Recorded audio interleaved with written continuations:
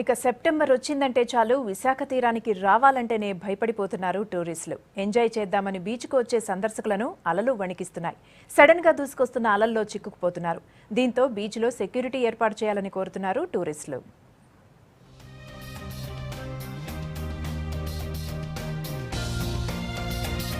విశాఖ సాగర తీరం టూరిస్టులను భయపెడుతోంది. సరదాగా ఎంజాయ్ చేద్దామని బీచ్కు వచ్చే సందర్శకులు ఒడ్డుకు దూసుకొస్తున్న అలలతో ఆందోళన చెందుతున్నారు. బీచ్లో ఎప్పుడూ లేనంతగా అలల ఉధృతి పెరుగుతోంది. తీరం వెంబడి 20 మీటర్ల వరకు ముందుకు వస్తున్నాయి. సెప్టెంబర్, అక్టోబర్, నవంబర్ నెలల్లో అలల తీవ్రత ఎక్కువగా ఉంటుంది. దీంతో తీరం విపరీతమైన కోతకు గురవుతోంది. దీన్ని చూసి టూరిస్టులు బీచ్ పేరెత్తితేనే హడలిపోతున్నారు. ప్రతి ఏడాది కూడా సెప్టెంబర్, అక్టోబర్లో బీచ్ కోతకు గురవుతుంటుంది.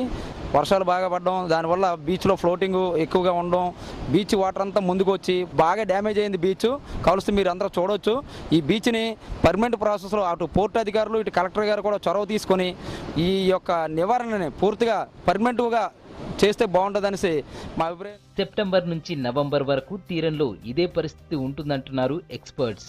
పైగా ఈ సీజన్ తుఫాన్లకు అనుకూలం. అందుకే సాధారణంగా తుఫాన్లు కూడా అక్టోబర్ నెలలోనే ఎక్కువగా వస్తూ ఉంటాయి. విశాఖలోని భీమిలి, ఆర్కే బీచ్ల్లో అలలు సడన్ గా వస్తూ ఉంటాయి. కొన్ని సమయాల్లో టూరిస్టులు ఆ అలల్లో చిక్కుకున్న పరిస్థితులు ఉన్నాయి. అయితే బీచ్ రక్షణ చర్యలు తీసుకోకపోతే ప్రమాదమని హెచ్చరిస్తున్నారు సముద్ర అధ్యయన నిపుణులు.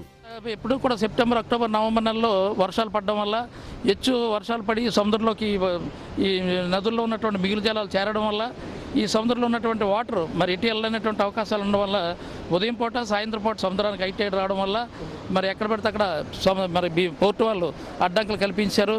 మరి అందువల్ల దానివల్ల ఏంటంటే వాటర్ అంతా ఇటు పక్క నార్త్ సైడ్ బాగా వచ్చేస్తుంది. తీర ప్రాంతం అంతా కోతకు గురవు. సముద్రం అలల ఉధృతి హారర్ సినిమాను గుర్తు చేస్తున్నాయంటున్నారు టూరిస్టులు.